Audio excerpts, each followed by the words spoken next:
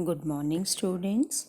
Today we will start next topic of public, private and multinational companies chapter. Our topic is statutory corporation. Statutory corporations are public enterprises brought into existence by a special act of the Parliament. Statutory corporation वो public enterprises की form है जो parliament द्वारा एक special act पास करके बनाया जाता है। पार्लियामेंट में जो स्पेशल एक्ट पास किया जाता है उसके द्वारा स्टैट्यूटरी कॉरपोरेशन का निर्माण होता है और ये एक्ट इस स्टैट्यूटरी कॉरपोरेशन की पावर्स और फंक्शंस को भी डिफाइन करता है। ये बताता है कि इस कॉरपोरेट में काम करने वाले एम्प्लॉयज़ और गवर्नमेंट डिपार्टमेंट्स के बीच में कैसे रिलेशनशिप होगी। ये कॉरपोरेट अपने एम्प्लॉयज़ के साथ कैसा रिलेशनशिप रखेगा, इसे किस तरह के रूल्स और रेगुलेशंस को फॉलो करना पड़ेगा, इसके काम करने की क्या शक्तियाँ और क्या पावर्स हैं। ये वो कॉरपोरेट बॉडी है जिसे कानून बनाने वाले लोगों का समूह बनाता है। वो लोग जिन्हें कानून बनाने का अधिकार प्राप्त होता है वो इस कॉरपोरेट बॉडी को बनाते हैं और इसकी पावर्स और फंक्शंस को डिफाइन करते हैं। ये कॉरपोरेट जो है वो फाइनेंशियली इंडिपेंडेंट होते हैं। यहाँ पे गवर्नमेंट की कोई रोक टोक नहीं होती। इनका पूरा कंट्रोल रहता है अपने फंड से रिलेटेड डिसीज़न लेने में और कोई भी कमर्शियल एक्टिविटी करने के लिए। ये कॉरपोरेट पर्सन्स की तरह काम होते हैं। स्टैट्यूटरी कॉरपोरेशन एक आर्टिफिशियल पर्सन की तरह काम करता है और ये अपने नाम से कोई भी प्रॉपर्टी खरीद या बेच सकता है। स्टैट्यूटरी कॉरपोरेशंस के पास गवर्नमेंट की तरह सारी पावर्स होती हैं और प्राइवेट एंटरप्राइजेस की तरह इसमें पूरी फ्लेक्सिबिलिटी है कि ये अपने कार्य में अपनी डीलिंग में चेंजेस कर सकता है। इसको पूरी फ्लेक्सिबिलिटी मिलती है। स्टैट्यूटरी कॉरपोरेशन के अगर हम एग्जांपल्स की बात करें तो इसमें Reserve Bank of India, State Bank of India, Life Insurance Corporation, Employee State Insurance Corporation, Oil and Natural Gas Corporation etcetera आते हैं। आइए अब इसके फीचर्स की बात करते हैं। पहला फीचर्स है statutory corporation are set up under an act of parliament. ये अभी हमने पढ़ा कि स्टैट्यूटरी कॉरपोरेशन का निर्माण पार्लियामेंट के द्वारा एक एक्ट पास करके किया जाता है। इस एक्ट में इन कॉरपोरेट्स की सारी पावर्स, ऑब्जेक्टिव्स और प्रिविलेजेस के बारे में बताया गया है। ये ऑर्गेनाइजेशन पूरी तरह से स्टेट के अंडर आते हैं, wholly owned by the state government. Government जो है उसकी पूरी फाइनेंशियल रिस्पॉन्सिबिलिटी होती है और इसकी ये पावर देती है ऐसे कॉरपोरेट्स को ताकि ये अपने प्रॉफिट्स अर्न कर सके। दूसरा, स्टेट जो है इनके प्रॉफिट्स को यूज़ करती है और लॉसेस भी बियर करती है।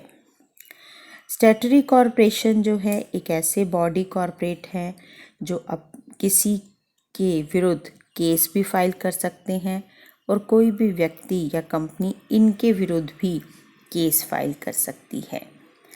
ये स्टैट्यूटरी कॉरपोरेशन कोई भी कॉन्ट्रैक्ट साइन कर सकते हैं, कोई भी प्रॉपर्टी अपने नाम से खरीद सकते हैं।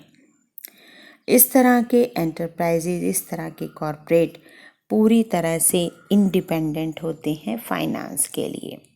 ये अपने फंड्स का अरेंजमेंट किसी भी तरह से कर सकते हैं। गवर्नमेंट से फंड्स उधार भी ले सकते हैं या फिर पब्लिक से भी अपनी रेवेन्यू जनरेट कर सकते हैं। ये अपनी गुड्स और सर्विसेज को सेल करके रेवेन्यू जनरेट कर सकते हैं। इनके पास पूरी अथॉरिटी है अपने इन रेवेन्यूज़ को यूज़ करने की, अपने रेवेन्यूज़ को अपनी एक्टिविटीज़ में यूटिलाइज कर सकते हैं। Statutory corporation is not subject to the same accounting and audit procedures which are applicable in government department. Statutory corporation को अपने अकाउंट्स की ऑडिट करवाना उस तरह ज़रूरी नहीं है जिस तरह गवर्नमेंट डिपार्टमेंट्स में होता है। इन्हें गवर्नमेंट के सेंट्रल बजट से भी इनका कोई लेना देना नहीं है। इन्हें अपने अकाउंट्स गवर्नमेंट डिपार्टमेंट्स की तरह ऑडिट नहीं करवाने होते और ना ही उन्हें शो करना होता है। ऐसे कॉरपोरेट्स के जो एम्प्लॉयज़ हैं वो सिविल सर्वेंट्स नहीं होते जिस तरह गवर्नमेंट डिपार्टमेंट्स में होते हैं, और यहाँ पे उनकी अपॉइंटमेंट के लिए गवर्नमेंट्स के रूल्स रेगुलेशंस को फॉलो नहीं किया जाता। ऐसे कॉरपोरेट अपने एम्प्लॉयज़ को रिक्रूट करने के लिए खुद के अपने नियम बनाते हैं। यहाँ के एम्प्लॉयज़ गवर्नमेंट डिपार्टमेंट से लिए जा सकते हैं कोई स्पेशल वर्क करने के लिए, वहाँ से उन्हें काम के लिए बुलाया जा सकता है। नेक्स्ट है हमारे मेरिट्स। ये तो थे हमारे 6 फीचर्स। अब हम मेरिट्स की बात करते हैं। पहला मेरिट है they enjoy independence in their functioning and high degree of operational flexibility. Statutory corporation में गवर्नमेंट की कोई दखल अंदाजी नहीं होती। यहाँ पे ये कॉर्पोरेट इंडिपेंडेंट होकर अपना काम करते हैं और इनके पास पूरी पावर होती है अपने ऑपरेशनल एक्टिविटीज़ में चेंजेस करने की। ये गवर्नमेंट के अनडिज़ायरेबल रूल्स और रेगुलेशन और कंट्रोल से अलग रहते हैं, बचे रहते हैं। इन कॉर्पोरेट्स के फंड्स को गवर्नमेंट के पास डिपॉजिट नहीं कराना होता और ना ही इनके पास फंड सेंट्रल गवर्नमेंट से आते हैं। गवर्नमेंट जो है इनके फाइनेंशियल मैटर्स में कोई दखल अंदाजी नहीं करती। ये कॉर्पोरेट अपने फंड्स को कहीं से भी अरेंज कर सकते हैं और उससे जनरेट होने वाली रेवेन्यू को कहीं भी यूटिलाइज कर सकते हैं। थर्ड इसका मेरिट है they are autonomous organization. Autonomous यानी स्वतंत्र ऑर्गेनाइजेशन है। They frame their own policies and procedures within the power. Special act में जो पावर्स बताई गई हैं उन पावर्स के अंदर उन पावर्स को यूज़ करते हुए ये अपनी पॉलिसीज़ और प्रोसीजर्स को उन्हीं पावर्स के अंदर रह के बना सकते हैं।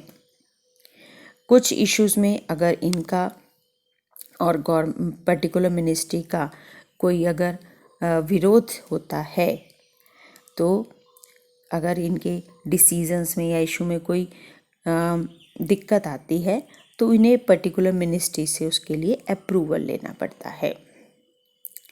स्टैट्यूटरी कॉर्पोरेशन एक वैल्यूएबल इंस्ट्रूमेंट्स हैं, एक मूल्यवान इंस्ट्रूमेंट्स हैं जो इकॉनमी के डेवलपमेंट के लिए ज़रूरी हैं।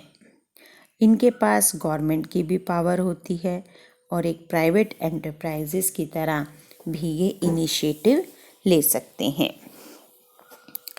नेक्स्ट है हमारी लिमिटेशंस। पहली लिमिटेशंस है कि अगर रियलिटी में देखा जाए तो ये स्टैट्यूटरी कॉर्पोरेशन उतनी ऑपरेशनल फ्लेक्सिबिलिटी इंजॉय नहीं करते जितना एक प्राइवेट सेक्टर करता है।